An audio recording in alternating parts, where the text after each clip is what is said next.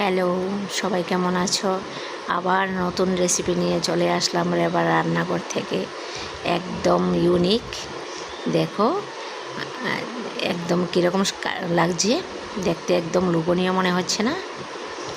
হ্যাঁ, এবারে বলো তো, আমি দেখাচ্ছি এটা কি মাছ, বলতে কি পারো তোমরা? দেখি, দেখো কত টেস্টি হয়েছে।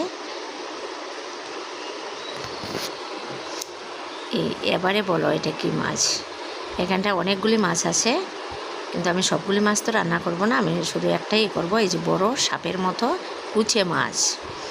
এবারে এটার আরও নাম আছে কিনা আমি তা জানি না, যদি থেকে থাকে তোমরা বলে দিও কমেন্ট করে, ঠিক আছে? দেখো একদম, দেখো কীভাবে নড়ছে, আরও জ্যান্ত ছিল। আমি একটু নুন দিয়ে রেখেছিলাম, এবার অনেকটা মরে গেছে। এখানটায় 4টে আছে, আরও বাকি অনেকগুলো মাছ আছে, কিন্তু ওইগুলি আমি রেসিপি করব না, শুধু কুচাটা দিয়েই করব। এগুলি ল্যাটা মাছ, এগুলি আমি করছি না এখন। এই দেখো এটা কি মাছ, এটাকে বাইম মাছ বলে। আচ্ছা, এবার আমি কড়াইটা বসিয়ে দিয়েছি, তেল দিয়ে দিলাম। আমি প্রথমে এটা কেটে নিয়েছি। কাটাটা খুবই একটু কষ্ট হয়, কিন্তু বাজার থেকে তোমরা কেটে আনতে পারো, আমি বাজার থেকে কাটিনি। এই দেখো কুচে মাছটা। যদি এটার আরও কোনো নাম থাকে তোমরা কিন্তু কমেন্ট করে বলে দেবে আমাকে, আমি অপেক্ষায় থাকবো। দেখো কি সুন্দর লাগছে। এবার আমি ভালো করে নুন দিয়ে ধুয়ে নিয়েছি। এবার বাকি হলুদ দিলাম, লবণ দিলাম, দিয়ে আমি প্রথমে ফ্রাই করে নেব। আমি একটু ফ্রাই করে নিচ্ছি। তোমরা খেয়েছো কি না জানি না, যদি না খেয়ে থাকো অবশ্যই আশা করি রান্না করে খাবে। রান্নাটাও একদম সহজ, একদমই সহজ। আর যদি না খেয়ে থাকো বানিয়ে খাবে। দেখো প্রথমে আমি মাছটা ভেজে নিয়েছি, এবারে আলু ছোট ছোট করে কেটে নিয়েছি, একদম মাংস টাইপের হবে। দিয়ে আমি আলুগুলিকে একটু বয়েল করে নেব, একটু জল দিয়েছি, হালকা একটু বয়েল করে নেব, দিয়ে ঢেকে দিলাম। আর এদিকে মশলাগুলি দেখো আমি কী কী দিচ্ছি। পেঁয়াজ দিলাম একটাই, একটু আদা দিলাম, আমি 3 পিস রসুন দিলাম। অনেক সময় স্মেলটা চলে যাবে রসুনটাতে। কাঁচা লঙ্কা জালটা তোমরা তোমাদের আন্দাজ মতো দিও। এখানটায় আছে দারচিনি, গোলমরিচ, লং, এলাচি,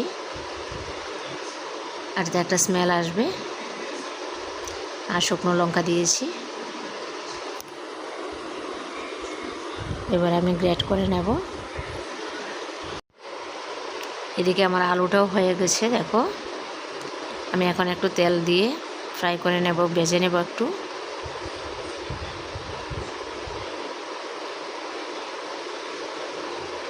আলুটা প্রায় ভাজা হয়ে গেছে, আমি তুলে নেব ভেজে।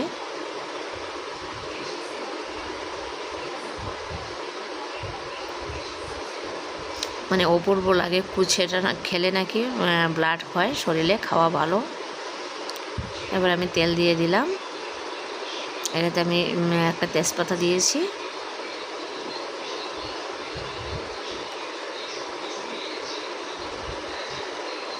এবারে আমি মশলাটা দিয়ে দেব, যে মশলাটা গ্রাইন্ডার করে নিয়েছি। তারপর একদম সহজ না রান্না করাটা, একদমই সহজ, কিন্তু খুবই টেস্টি। মানে একতলা ভাত খেয়ে নেবে এটা দিয়ে। এবারে আমি নুন দিলাম, হলুদ দিলাম, জিরেটা দিয়ে দিলাম,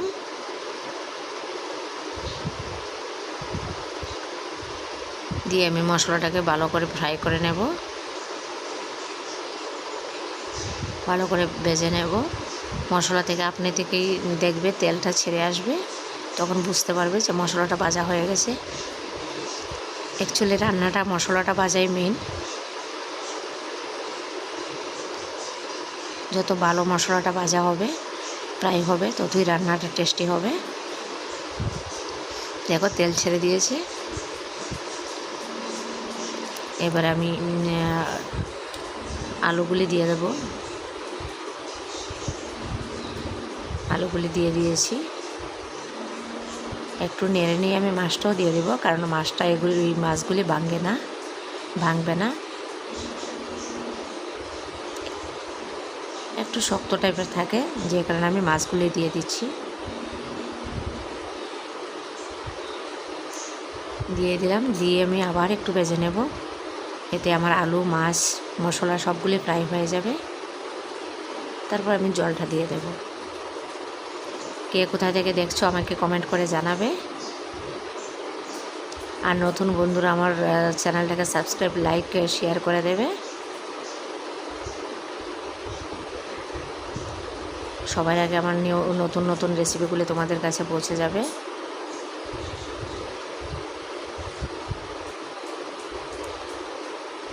আমি একটু ঝোলটা রাখবো, কারণ আলু যেহেতু আছে আমার ঝোলটাকে টেনে নেবে, এই জন্য একটু রাখতে হবে। আমি গরম মশলাটা দিয়ে দিলাম।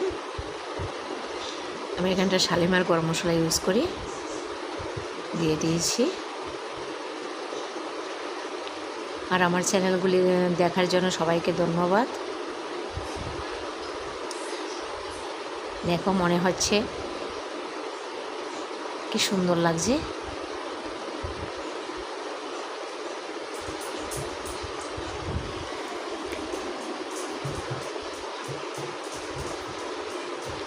সবাইকে ধন্যবাদ।